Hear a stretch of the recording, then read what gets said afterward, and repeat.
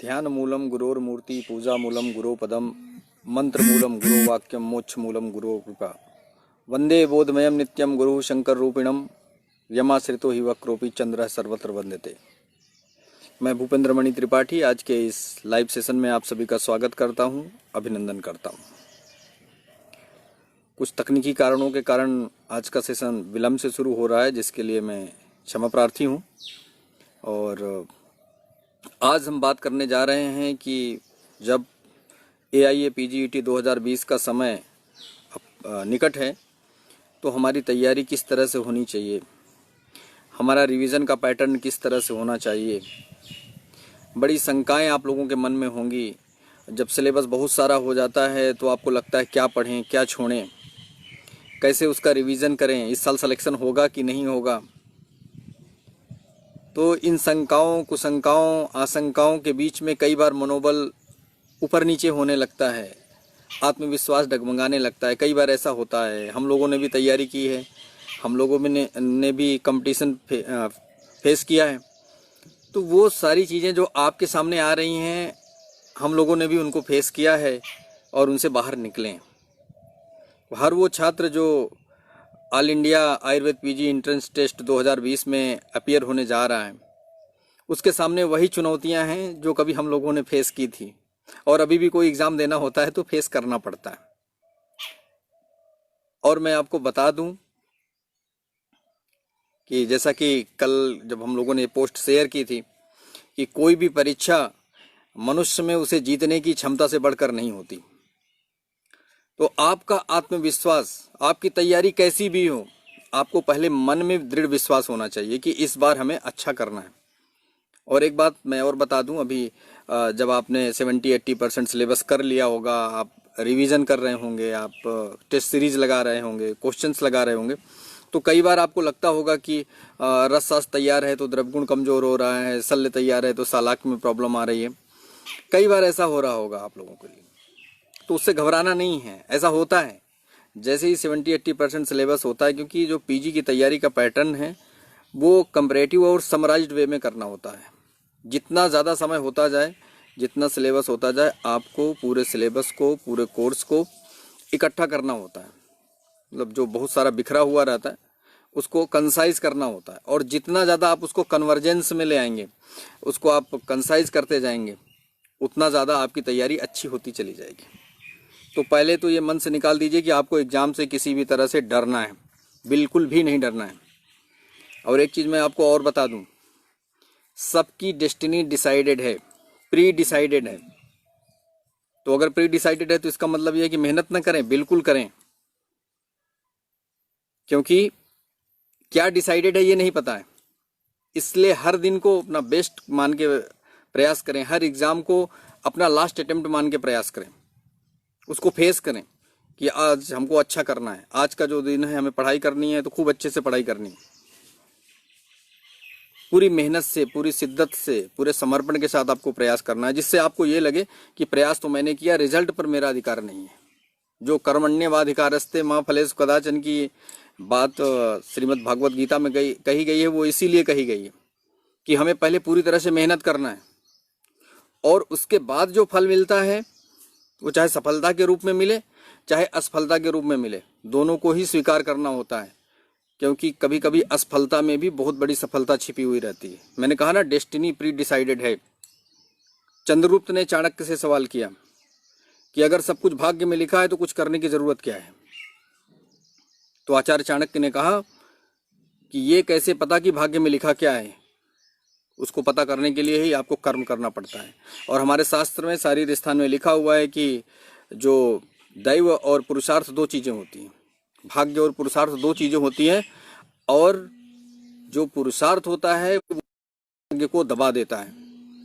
बहुत सारी आपने कहानियाँ सुनी, बहुत सारे ऐसे जीते जागते उदाहरण भी हैं जिनके बारे में कहा जाता था कि नहीं आप ऐसा कुछ नहीं कर सकते, बाद में उन्होंने इतिहास रच दिया। मैं ऐसी बातें आप लोगों से इसलिए कह रहा हूं कि आपका आत्मविश्वास बढ़े। पढ़ाई तो अपनी जगह है, वो तो करनी ही है ना।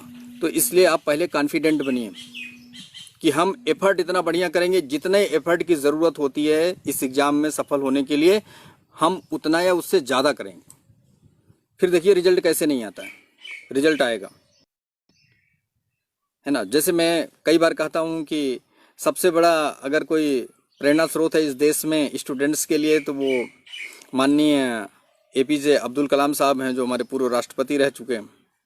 उनकी एक कविता है जिसका हिंदी अनुवाद मैं एक बार पुनः आप लोगों से आज साझा कर रहा हूँ कि आकाश हमेशा नीला हो, ईश्वर का ऐसा कोई वादा नहीं है। राह में हमेशा फूल बिछे हों, ऐसा मुमकिन नहीं है। दुख के बिना खुशी हो, पीड़ा के बिना शांति हो, ईश्वर ने ऐसा वादा कब किया है। लेकिन रास्ते के लिए, लक्ष्य के लिए शक्ति और रास्ते के लिए प्रकाश हमेशा है, ईश्वर ने इससे इनकार कब किया है। तो ये बिल्कुल मान के चलिए कि मेहनत का कोई विकल्प नहीं है। कड़ी मेहनत आप करेंगे तो उसका परिणाम आपको ज़रूर मिलेगा।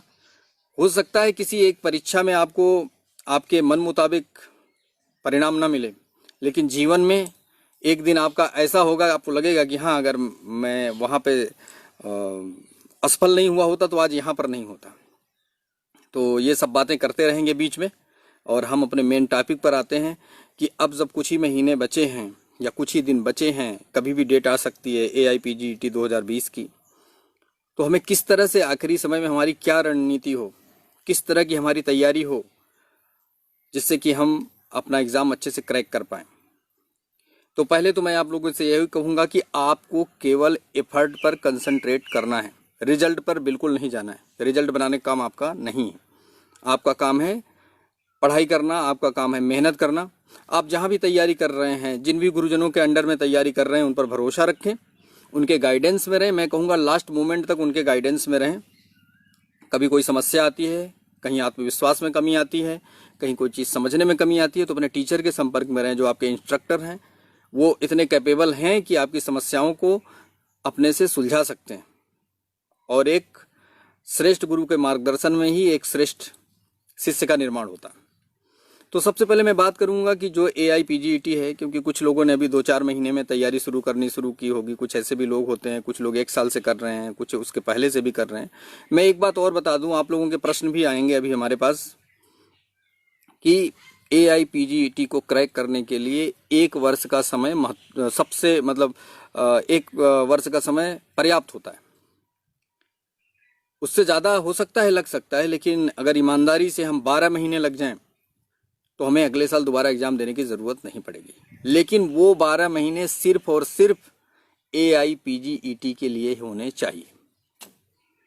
आपको इतना कंसंट्रेट रहना पड़ेगा, आपको इतना अपने लक्ष्य के प्रति, जैसे अर्जुन को चिड़िया की आँख दिखती थी, वैसे ही आपको आपका लक्ष्य दिखना चाहिए। अगर आप उससे डाइवर्ट होते हैं तो आपकी सफलता पर प्रश्न चिन्ह लग सकता है। तो इसलिए अब जिनकी तैयारी जहाँ तक हो चुकी है, जितना सिलेबस कर लिए हैं, अब उसके आगे कैसे करना है, तो मैं सबसे पहले बताना चाहूँगा कि जो AIPGET का सिलेबस है उसको आप 15 सब्जेक्ट्स में, 15 सब्जेक्ट्स में डिवाइड कर सकते हैं, है ना। कुछ गाइड्स के इंडेक्स पेज पर भी ऐसा दिया हुआ है। तो संहिता है जैसे एक सब्जेक्ट, मौलिक सिद्धांत दूसरा सब्जेक्ट, रचना शारीर तीसरा, क्रिया शारीर, द्रव्यगुण विज्ञान, रसशास्त्र, भैषज्य कल्पना, अगत तंत्र, रोग एवं विकृति विज्ञान, प्रसूति तंत्र, स्त्री एवं बाल रोग, काय चिकित्सा, शल्य तंत्र, शालाक्य तंत्र, और अभी जो 2 चीज़ें एड ऑन हुई हैं पिछले वर्षों से, उसमें संस्कृत और research metrology and medical statistics का सिलेबस AIPGET में जोड़ा गया। तो अब ये जो 15 सब्जेक्ट हैं ये आपकी संहिता से होकर निकलते हैं, सबका कहीं ना कहीं अंश संहिताओं में वर्णित है। तो इनकी तैयारी करनी है आपको। और मैं आपको कहूँगा कि अभी जिन लोगों की तैयारी पूरी हो गई, रिवीजन कर रहे हैं, ठीक है, आपको थियरी तो आपकी रिवाइज करनी ही है, आपको नोट्स तो अपने देखने ही हैं, संहिता तो देखनी ही है, लेकिन MCQ पर पूरा फोकस करना है। मिनिमम जो इस समय रिक्वायरमेंट है, एक दिन में आपको कम से कम 500 MCQ लगाने हैं। जिन लोगों को ज़्यादा लग रहा होगा वो 100 लगाएं, पहले 200 लगाएं, 300 लगाएं, लेकिन कम से कम 500 से 1000 क्वेश्चन रोज लगने चाहिए। कुछ ऑनलाइन टेस्ट सीरीज हैं, उनको भी आप ज्वाइन कर सकते हैं। बहुत सारे मॉडल पेपर्स हैं, अच्छे अच्छे लोगों ने अच्छे क्वेश्चंस दिए हैं उसमें। आपको ये नहीं सोचना है कि कौन सा मॉडल पेपर में से क्वेश्चन आएगा, कौन सा, आपको पैटर्न मिलेंगे, आपको क्वेश्चन मिलेंगे। जितने ज़्यादा एमसीक्यूज आप करेंगे आप उतने ज़्यादा कॉन्फिडेंट होते चले जाएंगे। तो आप थियरी भी पढ़ें, आप रिवीजन भी करें, आप एमसीक्यू लगाएं। और मैं आपको कुछ नई चीज़ें बताना चाहूँगा, हो सकता है इसके पहले आपको किसी ने बताया हो। पहली चीज़ तो ये करनी है आपको कि जितने भी नोट्स आपके हैं, जो आपने कापियाँ बना रखी हैं, नोटबुक बना रखी हैं, उनमें पेज नंबर डालिए और कॉपी नंबर डालिए। Copy number 1, copy number 2, copy number 3, copy number 4, ऐसे डालिए आप। जितने भी 8-10 कापियाँ जितनी भी हों आपके पास, और उनकी पेजिंग कीजिए आप। और पेजिंग के साथ आपको इंडेक्स बनाना है हर कॉपी का। इंडेक्स में पेज नंबर में लिखिए कि इतने पेज से इतने पेज तक हमने ये सब्जेक्ट लिख रखा है, इसके माइक्रो नोट्स बना रखे हैं, इसके इंपॉर्टेंट नोट्स बना रखे हैं, इतने पेज से इतने पेज में ये बना रखा है, इतने में सालाक लिख रखा है, इतने में सल्ले लिख रखा है। आपको ऐसा बनाना है। क्यों ऐसा करना है? मैंने ऐसा किया था। मैं आज जो भी बातें आपसे साझा कर रहा हूँ, जो मेरे खुद के एक्सपीरियंस है और जो हमने अपने गुरुजनों से सीखा। मैं सौभाग्यशाली हूँ कि मेरे गुरुजनों ने इस लायक मुझे पढ़ाया, जो कुछ भी मैं अपने जीवन में अचीव कर सका या अचीव कर सकता हूँ।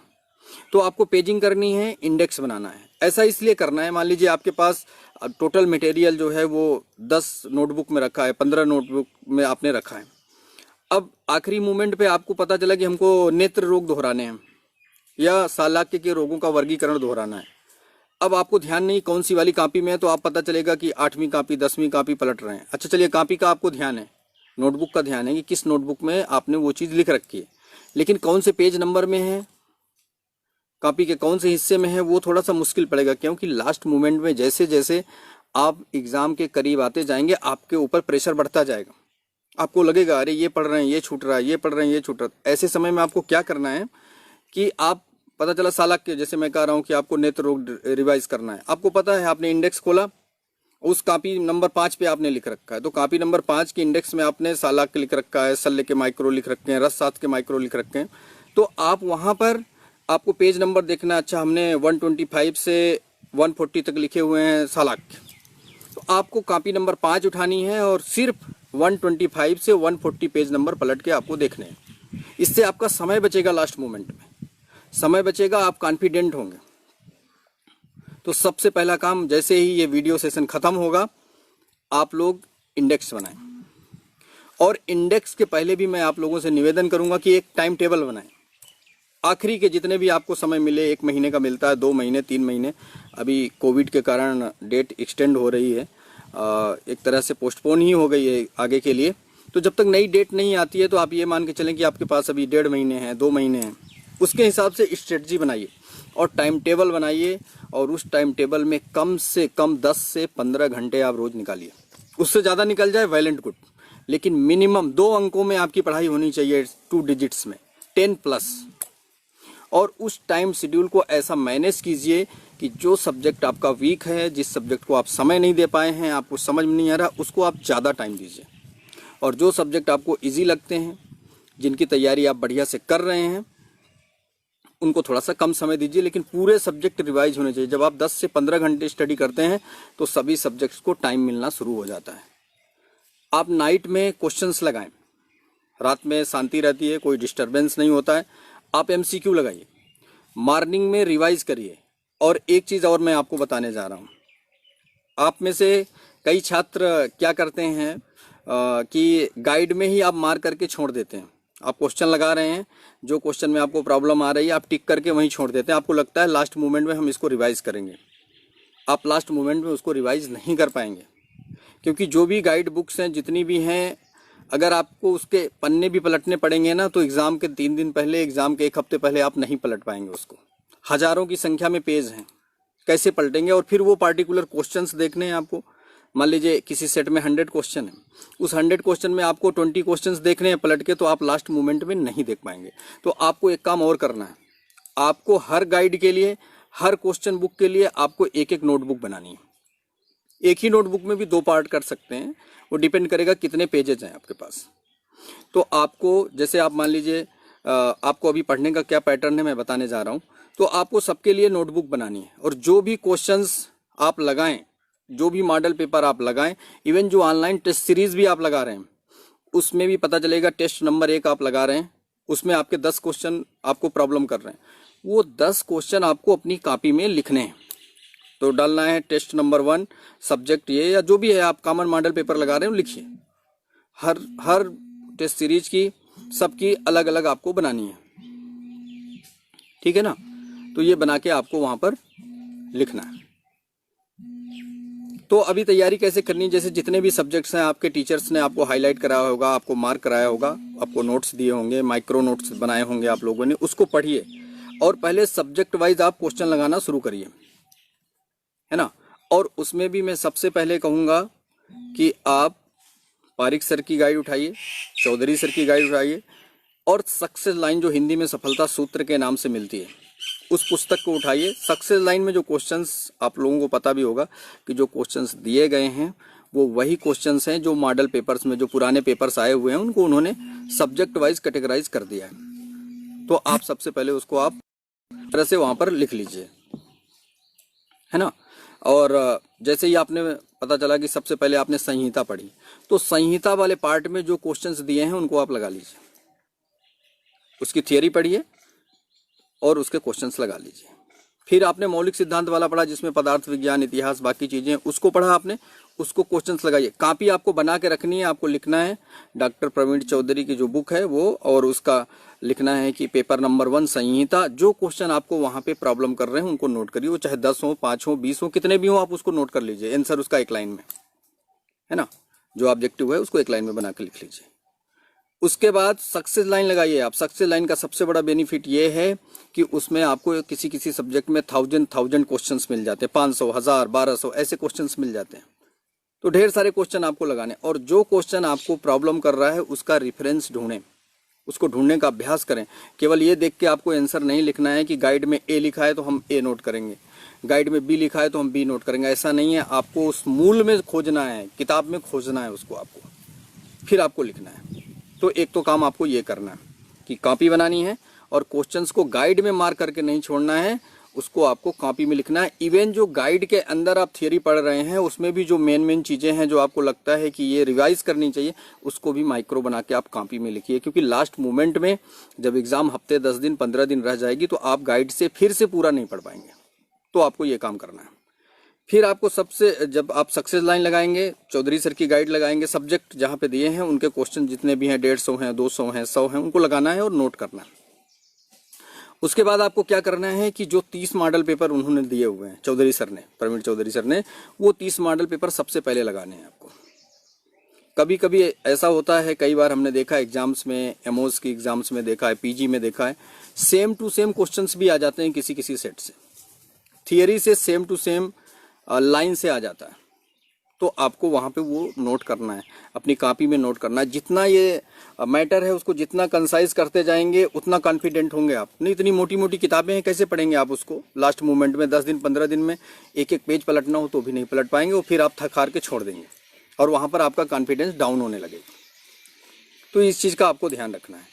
उधर आप चौधरी सर की गाइड लगा रहे हैं, उधर सक्सेस लाइन लगा रहे हैं। ये जैसे ही पूरा हो जाए तो सब्जेक्ट वाइज आपका रिवीजन हो गया। आपको थियरी जो आपके टीचर्स ने दिए हैं, आपको जो नोट्स दिए हैं, जो आपने खुद भी माइक्रो बनाए हैं, वहाँ से आपने ये लगा लिया। जब आप संहिता पढ़ते हैं, साथ में चरक संहिता पढ़ते हैं, दोनों पार्ट सुश्रुत संहिता पढ़ते हैं, आपको पता है कि किस संहिता में कौन से स्थान में सब्जेक्ट के हिसाब से कौन सी चीज़ दी गई है। जैसे मैं चरक चिकित्सा का उदाहरण ले लूँ, चरक कल्प का उदाहरण ले लूँ।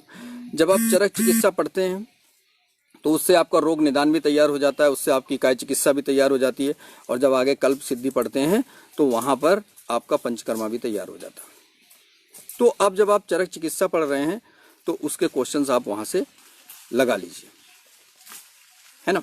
तो उस क्वेश्चन लगाइए और उसको लिखिए। लिखना बहुत ज़रूरी है, किताब में मार्क करके बिल्कुल भी नहीं छोड़ना है। अगर किताब में मार्क करके छोड़ेंगे तो फिर मैंने कहा आप कितना भी पढ़ लीजिए, अगर आपने रिवीजन नहीं किया है तो फिर वहाँ पर आपको समस्या हो जाएगी। तो पहला चीज़ तो हमने आपको कहा कि आपको पेजिंग करनी है, अपनी कॉपी में इंडेक्स बनाना है। जो भी आपने नोट्स लिखे हैं फटाफट 2 घंटे से ज़्यादा नहीं लगेगा इतना करने में, वो आज के आज आपको कर लेना। और दूसरा क्या करना है, डेली रिवीजन करना है, एमसीक्यू लगाने हैं और मॉडल पेपर लगाना है या टेस्ट सीरीज जो भी आपने ज्वाइन की है। और मैं कहूँगा टेस्ट सीरीज के अलावा, है ना, आप लोगों के जो प्रश्न आ रहे हैं वो उनका जवाब मैं बाद में दूंगा, और आप लिखिए उसको पेपर में। और क्या करना है, पहले मैंने कहा सब्जेक्ट वाइज लगाना है, फिर आपको मॉडल पेपर पर जाना है, और मॉडल पेपर में भी जैसे आप पारीख लगाएंगे, पारीख सर की गाइड इसलिए कर रहा हूँ कि एक तो उसमें लेटेस्ट अपडेट्स हैं, आपको 2019 तक के पेपर मिल जाएंगे उसमें, और आपको जो पेपर लगाना है उसमें मॉडल पेपर लगाने हैं वो 2019, फिर 2018, 17, 16 ऐसे लगाना है। ऐसा इसलिए लगाना है कि आप जैसे ही 2019 का पेपर लगाएंगे आपको उसका पैटर्न मिल जाएगा कि अभी लेटेस्ट उसमें किस तरह से प्रश्न पूछे जा रहे हैं।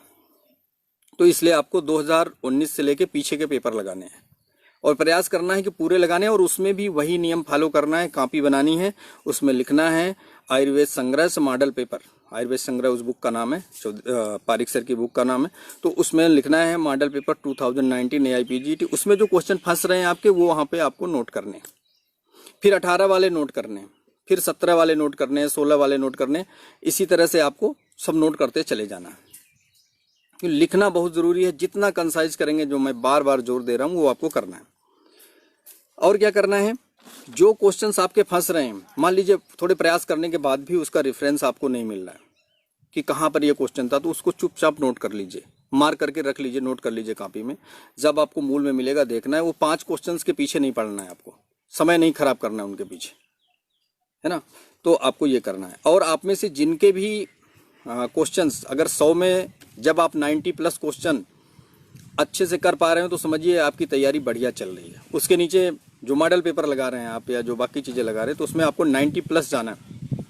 शुरू में आप लगाएंगे 70 होगा, 75 होगा, 80 होगा, 85, लेकिन एक्यूरेसी जैसे जैसे आप पढ़ते जाएंगे, रिवाइज करते जाएंगे, बढ़ती जाएगी।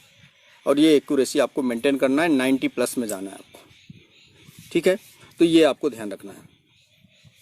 और जितने भी सब्जेक्ट हैं उनको आपको पता है कि किस सब्जेक्ट से, जब आप पेपर लगाएंगे तो आपको वैसे ही पता हो जाएगा कि कौन सा हिस्सा कौन से सब्जेक्ट में छूट रहा है, कौन सी चीज़ हमारी अच्छे से तैयार नहीं है। तो जैसे ही इंडेक्स आप बना लेंगे, आपने लगाया कि सालाक में आप मुख्य रोग पढ़ रहे हैं और निदान स्थान में मुख्य रोग का वर्णन है, या कर्ण रोग आप पढ़ रहे हैं, या कोई चीज़ पढ़ रहे हैं, तो वो कहाँ पर मूल में है, कहाँ पर आपने कॉपी में लिखा है, उसको कैसे रिवाइज करना है, ये आपको पता चल जाएगा और आप इसको करते जाएंगे। तो रिवीजन बहुत मस्ट है।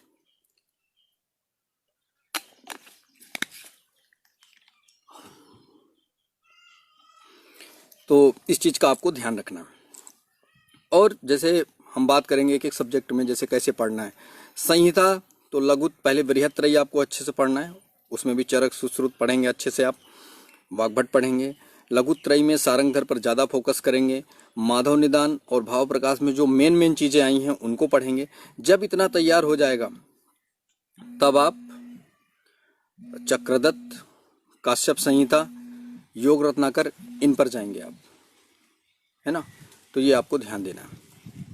पहले आपकी लघुत्रयी बृहत्त्रयी पे आपको कंसंट्रेट करना है। जब आप क्वेश्चन लगाते रहेंगे तो ऑलरेडी अपने आप सब चीज़ें तैयार होती चली जाएंगी। मैक्सिमम आपको MCQs लगाने हैं और डिस्कशन करना है। अगर आपका कोई कलीग है, कोई बैचमेट है जो आपके आसपास रहते हैं, आप दोनों लोग आसपास हो, तो एक दूसरे के साथ बैठ के डिस्कस करिए। कभी कभी कोई चीज़ें याद नहीं होती तो एक दूसरे के साथ बैठ के डिस्कशन से वो चीज़ें तैयार हो जाती हैं। फिर मौलिक सिद्धांत की बात है, आपको जहाँ पदार्थ विज्ञान, इतिहास की चीज़ें पढ़नी वो तैयार करिए। रचना शारीर की बात है तो शारीर स्थान से मूल पढ़ना है, और जितनी थियरी गाइड्स में दी हुई है एनाटॉमी की, वो अगर आप पढ़ लेते हैं तो आपके लिए सफिशिएंट हो जाएगा। उसके बाद समय बचता है, एनर्जी बचती है, तो जो बायोकेमिस्ट्री, एनाटॉमी, फिजियोलॉजी की जगन मोहन की बुक आती है, मॉडर्न वाले पढ़ते हैं, उसको भी आप पढ़ सकते हैं, लेकिन मुझे नहीं लगता कि उसकी बहुत ज़्यादा आवश्यकता आपको पड़ेगी। फिर आपको ऐसे ही क्रिया शरीर पढ़ना है, तो अकेले अष्टांग हृदय के जो शुरू के 12-13 चैप्टर हैं, वहीं से दोष धातु मल सब तैयार हो जाता है। तो आयुर्वेद साइड वहाँ से पढ़ें मूल से, जब आप अष्टांग हृदय पढ़ेंगे। बाकी आपको गाइड में जितनी थियरी है फिजियोलॉजी की वो पढ़ लेनी है, वहाँ से तैयार हो जाएगा। डॉक्टर गोविंद पारीख सर की बुक और डॉक्टर प्रवीण चौधरी सर की बुक में जितनी भी थियरी लिखी है उसको लाइन टू लाइन पूरा आपको फिनिश करना है, कुछ छोड़ना नहीं है। इवन पारीख में तो जो शुरू के 80-82 पेज हैं उनको आपको टिप ऑफ द टंग रखना है, क्योंकि अगर यहाँ से आप मिस करते हैं तो समस्याएं हो जाएंगी, आपकी रैंक पे असर पड़ेगा, आपके सिलेक्शन पर असर पड़ेगा। फिर बात आती है द्रव्यगुण की। तो द्रव्यगुण में सैद्धांतिक रूप जो है वो चरक के सूत्र स्थान में दिया हुआ है, सुश्रुत संहिता के सूत्र स्थान में दिया हुआ है, वहाँ से मूल में तो आपको तैयार होगा, साथ में आपको बुक्स से तैयार कर लेना है। और फिर जब सेकंड पार्ट में जाएंगे, ड्रग से जो क्वेश्चन आते हैं उसमें बॉटेनिकल नेम, फैमिली, कौन सा एल्केलाइड है, क्या पर्याय हैं, कौन सा विशिष्ट योग है, ये सारी चीज़ें वहाँ पर दी हैं, तो उसको भी पढ़ना है। और जितनी ट्रिक्स का यूज कर सकते हैं आप, जितने कोड का यूज कर सकते हैं, वो सब करिए। क्वेश्चन निकलना चाहिए, वो चाहे कुछ भी करने से निकले, तो ये आपको ध्यान देना है। रसशास्त्र की बात करते हैं तो रसशास्त्र में कई बार शोधन मारण से मूल श्लोक से पूछा जाता है, रस तरंगिणी और रस समुच्चय के जो श्लोक हैं, तो आपको आपके टीचर्स ने हाईलाइट करवाए होंगे वो श्लोक, आपको वो माइक्रो बनाने, किताब में नहीं छोड़ना। मैं फिर से कह रहा हूँ कि जो चीज़ें आपने मार्क की हैं, चाहे संहिता में की हो, चाहे टेक्स्ट बुक्स में की हो, उसको सबको कॉपी में नोट करिए। आप खुद ही सोचिए, अगर आप पूरी बुक्स रख दें और उसको आपको रिवीजन करना है तो कितना समय लगेगा, और उसको अगर आपने नोट्स बना रखे हैं, माइक्रो नोट्स बना रखे हैं, तो उसमें कितना कम समय लगेगा। तो रसशास्त्र में शोधन मारण है ना, फार्मूला, मुख्य घटक, ये सारी चीज़ें पूछी जाती हैं। पर्याय, उत्पत्ति स्थान, कहाँ पे प्राप्ति स्थान है, तो इसका भी आपको ध्यान रखना है। फिर उसके बाद आते हैं भेषज कल्पना पर। तो देखिए, भेषज कल्पना जब आप पढ़ें तो वहाँ पर सारंगधर संहिता को आपको फॉलो करना है। टेक्स्ट बुक से भेषज कल्पना पढ़िए, साथ में सारंगधर संहिता पढ़िए। उसके बाद जब समय बच जाए तो भेषज रत्नावली के कुछ योग देख लेने हैं आपको। लेकिन अगर आप सारंगधर संहिता अच्छे से पढ़ लेते हैं और आपकी जो टेक्स्ट बुक है भेषज कल्पना की उसको अच्छे से पढ़ लेते हैं, तो आपकी भेषज कल्पना तैयार हो जाएगी। और उसके बाद आपको क्वेश्चंस लगाने हैं, गाइड में लिखी हुई थियरी पढ़नी है, वहाँ से आपका तैयार हो जाता है।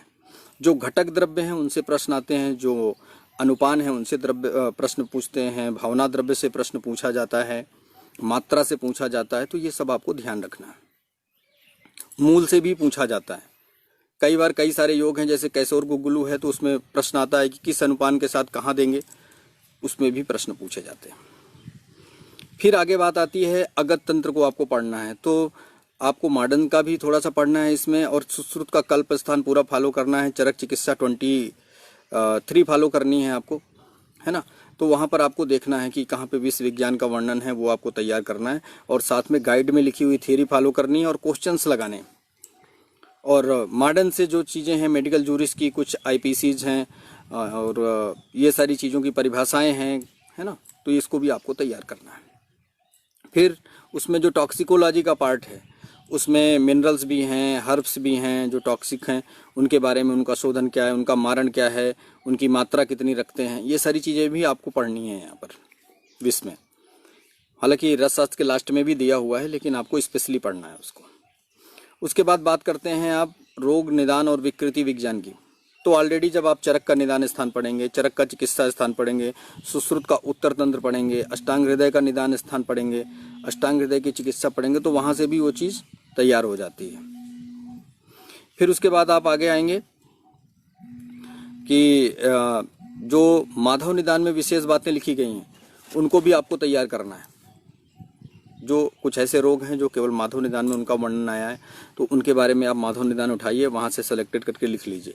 कुछ स्पेसिफिक क्वेश्चन ऐसे पूछे जाते हैं जो मधुकोश टीका के अंदर लिखे हैं, व्याख्या में लिखे गए हैं, वहाँ से प्रश्न पूछा जाता है। तो कुछ स्पेसिफिक है जो आपको वहाँ से उसको पढ़ लेना है ना। उसके बाद आगे आएंगे आप प्रसूति, स्त्री और बाल रोग। तो आपको पता है कि इसका जो सिलेबस है वो मैक्सिमम शारीर स्थान में आपको मिलेगा, तीनों संहिताओं की, चाहे वाग्भट हो, उनमें मिलेगा आपको। और चरक संहिता के चिकित्सा स्थान के 30वें अध्याय में योनि व्यापद आपको मिलेगा वहाँ पर, तो उसको भी तैयार करना है। ऐसे ही कुछ हिस्सा आपको उत्तर तंत्र में भी मिल सकता है सुश्रुत संहिता के, तो वहाँ पे आपको मूल में देखना है और गाइड में। फिर उसके बाद काय चिकित्सा की बात करते हैं, तो काय चिकित्सा का मैक्सिमम जो पार्ट है वो आपको चरक चिकित्सा से कवर हो जाता है, सुश्रुत उत्तर तंत्र से कवर हो जाता है, निदान स्थान जो है चरक का, वाग्भट का, उससे कवर हो जाता है, तो वो आपको वहाँ से तैयार करना है। उसके बाद बात करते हैं आप बाल रोग की, तो टेक्स्ट बुक से भी पढ़ना है आपको।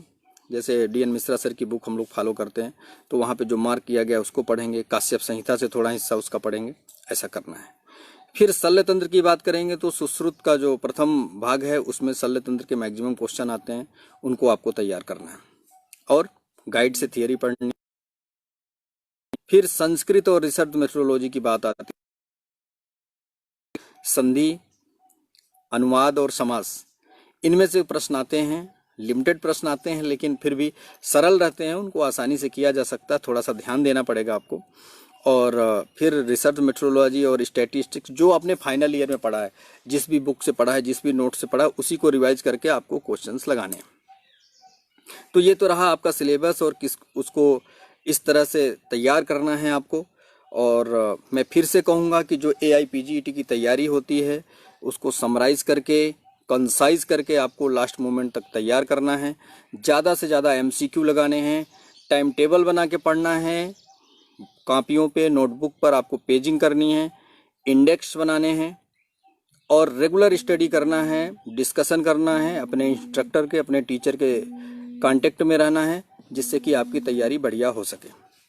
आपके कोई प्रश्न हो, जो आपको तैयारी के दौरान जो समस्याएं हो रही हों, अब बाद में भी आप कमेंट बॉक्स में लिखेंगे, आपको उसका जवाब दिया जाएगा। और खूब अच्छे से मेहनत करें। मैं तो यही कहूँगा कि मेहनत का फिर से मैं रिपीट कर रहा हूँ कि लो एम इज़ अ क्राइम। छोटा उद्देश्य रखना ही नहीं है। आपकी डेस्टिनी फिक्स है, लेकिन उसके लिए आपको की ज़रूरत है और पूरा ध्यान आपका एफर्ट्स पे रहना चाहिए, रिजल्ट पर बिल्कुल नहीं रहना है। मेडिटेशन करें, योग करें, सात्विक आहार लें, है ना, लाइट डाइट लें, फ्लूइड ज़्यादा लें उसमें, क्योंकि गर्मी का समय आ चुका है, जिससे इलेक्ट्रोलाइट बैलेंस रहे तो आपकी मेमोरी पावर बढ़िया रहेगी। और आचार रसायन का सेवन करें, बड़ों का सम्मान करें, क्योंकि शास्त्र कहता है कि अभिवादनशीलस्य नित्य वृद्धोपसेविना चत्वारि तस्य वर्धन्ते आयुर्विद्या यशोबलम।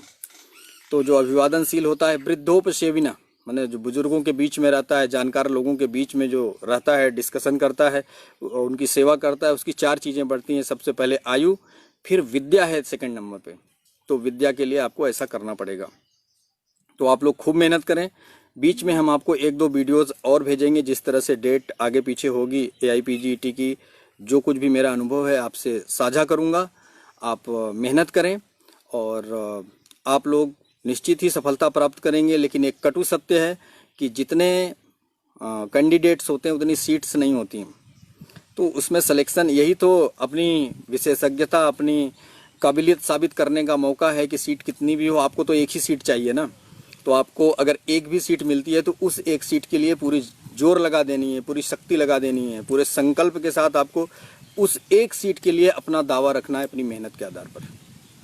तो अपने टीचर्स के कांटेक्ट में रहें, खूब मेहनत करें और कोई भी समस्या आती है तो आप पूछ सकते हैं, कमेंट बॉक्स में पूछ सकते हैं। मेरा नंबर आप लोगों के पास है, व्हाट्सअप कर सकते हैं, कॉल कर सकते हैं।